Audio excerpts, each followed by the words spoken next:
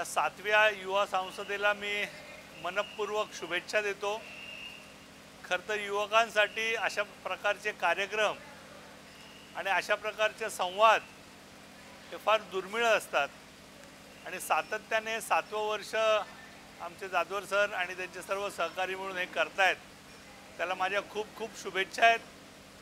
खरं तर एकूणच भारतीय राजकारण आणि एकूणच जगाच्या लोकसंख्येच्या तुलनेत भारतातली असलेली तरुणाई तिला योग्य दिशा देण्याचं काम अशा प्रकारचे कार्यक्रम करू शकतात आणि संपूर्ण भारत हा आपला राजकारणाधिष्ठित आपला सगळं अर्थकारण आहे आणि त्यामुळं राजकारणात अनेक चांगल्या युवकांनी यावं, त्याच्यामुळं राजकारणाची दर्जा आणि क्वालिटी अधिक चांगली करता येईल।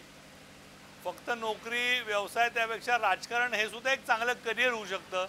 अशा दृष्टीने युवकांनी यापुढे विचार करावा, चांगल्या लोकांनी राजकारणात येऊन समाजासाठी चांगलं काम करावं, अशा सर्व प्रयत्न व्हावेत असं या ठिकाणी मला वाटतं आणि त्या दृष्टीने ही युवा परिषद निश्चितपणे काम करेल आणि त्यांना मार्गदर्शन करेल अशी मला विश्वास वाटतो।